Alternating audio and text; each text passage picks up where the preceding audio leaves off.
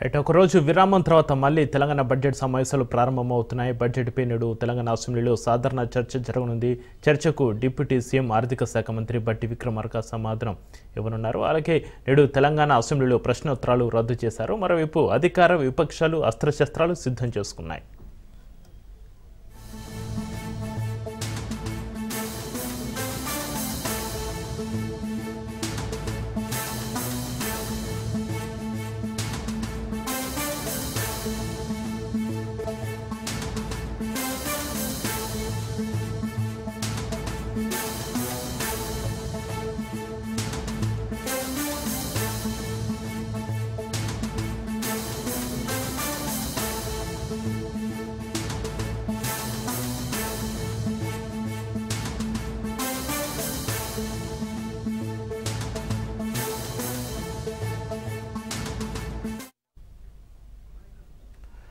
ఒకరోజు విరామం తర్వాత మళ్ళీ తెలంగాణ బడ్జెట్ సమావేశాలు ప్రారంభమవుతున్నాయి. బడ్జెట్పై నేడు తెలంగాణ అసెంబ్లీలో సాధారణ చర్చ జరగనుంది. చర్చకు డిప్యూటీ సీఎం ఆర్థిక శాఖ మంత్రి బట్టి విక్రమార్క సమాధానం ఇవ్వనున్నారు. అలాగే నేడు తెలంగాణ అసెంబ్లీలో ప్రశ్నోత్తరాలు రద్దు చేశారు. మరోవైపు అధికార విపక్షాలు అస్త్రశస్త్రాలు సిద్ధం చేసుకున్నాయి.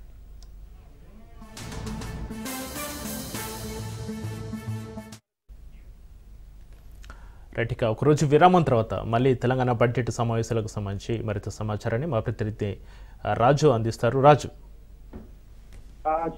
తెలంగాణ అసెంబ్లీ సమావేశాలు ఈ రోజు ఉదయం 10 గంటలకు ఉభయ సభలు కూడా ప్రారంభం కాబోతా ఉన్నాయి. అయితే ఈ రోజు ఉభయ సభల్లో కూడా ప్రశ్నోత్తరాలను రద్దు చేయడం జరిగింది. ఈ రోజు సభ ప్రారంభం కాగానే రెండు యాన్యువల్ రిపోర్ట్లను కూడా సభ ముందు ఉంచున్నారు. ముఖ్యంగా Telangana state leather industries promotion corporation limited సంబంధించినటువంటి యాన్యువల్ రిపోర్ట్ ను IT minister Sridhar Babu table చేయనున్నారు. అదేవిధంగా సివిల్ సప్లై కి సంబంధించినటువంటి సివిల్ సప్లై కార్పొరేషన్ లిమిటెడ్ సంబంధించి యాన్యువల్ రిపోర్ట్ ను కూడా ఈ సివిల్ సప్లై శాఖ మంత్రి ఉత్తమ్ కుమార్ రెడ్డి టేబుల్ చేయబోతా ఉన్నారు. అనంతరం బడ్జెట్ పై ఈ రోజు ఏదైతే మొన్న 19వ తేదీ ప్రవేశపెట్టినటువంటి బడ్జెట్ ఉందో దానిపై సుదీర్ఘంగా కూడా చర్చ జరగబోతా ఉంది. ఈ బడ్జెట్ కు సంబంధించి చర్చ విషయంలో ఈ రోజు వాడివేడిగా చర్చ జరిగే అవకాశం కనిపిస్తా ఉంది. ఎందుకంటే ఇప్పటికే ప్రభుత్వం 3,04,000 కోట్ల పైసలకు బడ్జెట్ ప్రవేశపెట్టినటువంటి బడ్జెట్ లో ఏదైతే కాంగ్రెస్ పార్టీ ఇచ్చినటువంటి గ్యారంటీలకు ఎక్కడ కూడా చాలా వరకు కేటాయింపులు చేయలేదని చెప్పి ఇటు ప్రతిపక్షాలు విమర్శిస్తా ఉన్నాయి. ముఖ్యంగా ఇటు రైతులకు సంబంధించి పూర్తి రుణమాఫీ కాలేదు, రైతు భరోసా కూడా పూర్తి స్థాయిలో అందలేదు అని చెప్పి కూడా ఇప్పటికే బీఆర్ఎస్ పార్టీ కానీ బీజేపీ పార్టీ కానీ ఇటు విమర్శలు చేస్తా ఉన్నాయి. దీనికి తోడు ఇప్పటికే తులం బంగారం ఇస్తామని చెప్పి అదేవిధంగా స్కూటీలు ఇస్తామని చెప్పి ఆడపిల్లలకు ఇప్పటికే కాంగ్రెస్ ప్రభుత్వం మోసం చేసింది. వాటికి సంబంధించి కేటాయింపులు ఎక్కడా లేవు అని చెప్పేసి కూడా ప్రతిపక్షాలు విమర్శిస్తా ఉన్నాయి. దీనికి సంబంధించి ఈ రోజు సభలో కూడా ప్రతిపక్షాలు ప్రభుత్వాన్ని నిలదీసే అవకాశం కూడా మనకు కనిపిస్తా ఉంది. ఈ బడ్జెట్ పై సుదీర్ఘంగా చర్చ జరిగిన అనంతరం ప్రభుత్వం తరఫున ఆర్థిక శాఖ మంత్రి డిప్యూటీ సీఎం మల్లు బట్టి విక్రమార్క రిప్లై కూడా ఇవ్వబోతా ఉన్నారు. అనంతరం ఈ రోజు సభలో 2 బిల్లులను చర్చించి ఆమోదం కోసం సభ ఆమోదం కోసం కోరుతున్నారు. ముఖ్యంగా అందులో చూసుకున్నట్టయితే Telangana advocate welfare fund amendment bill ను ఈ రోజు సభలో చర్చించి ఆమోదం కోరనున్నారు. ఇంకా రెండో బిల్లు విషయానికి వచ్చినట్టయితే Telangana advocate clerks and welfare fund amendment బిల్లును ఈ బిల్లును కూడా సభలో ఇప్పటికే ఈ 2 బిల్లులను కూడా సీఎం రేవంత్ రెడ్డి సభలో ప్రవేశపెట్టారు. కాబట్టి ఈ 2 బిల్లులపై ఈ రోజు చర్చ జరిగి ఆ సభ ఆమోదం కోరనున్నారు. ఇక శాసన మండలి విషయానికి వచ్చినట్టయితే శాసన మండలిలో కూడా ఈ 2 యాన్యువల్ రిపోర్ట్ ను టేబుల్ చేయబోతా ఉన్నారు. IT minister Duddilla Sridhar Babu Telangana state leather corporation industries limited సంబంధించినటువంటి యాన్యువల్ రిపోర్ట్ ను టేబుల్ చేయబోతా ఉన్నారు. సివిల్ సప్లైకి సంబంధించినటువంటి సివిల్ సప్లై యాన్యువల్ రిపోర్ట్ ను కూడా ఉత్తమ్ కుమార్ రెడ్డి ఈ రోజు మండలిలో టేబుల్ చేయబోతా ఉన్నారు. అనంతరం ఈ రోజు మండలిలో సుదీర్ఘంగా బడ్జెట్ పై చర్చ జరగబోతా ఉంది. బడ్జెట్ పై చర్చ అనంతరం అక్కడ కూడా డిప్యూటీ సీఎం మల్లు బట్టి విక్రమార్క ప్రభుత్వం తరఫున రిప్లై కూడా ఇవ్వబోతా ఉన్నారు.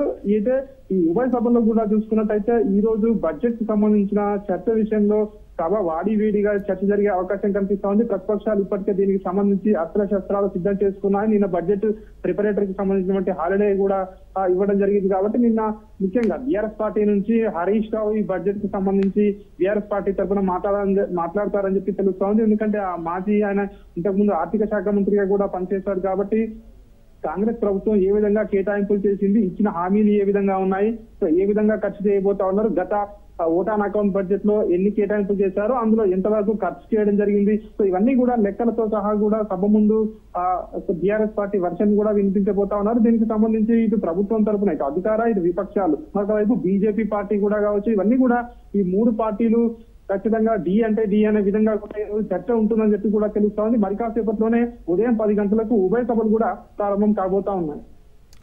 Right, thank you Raju.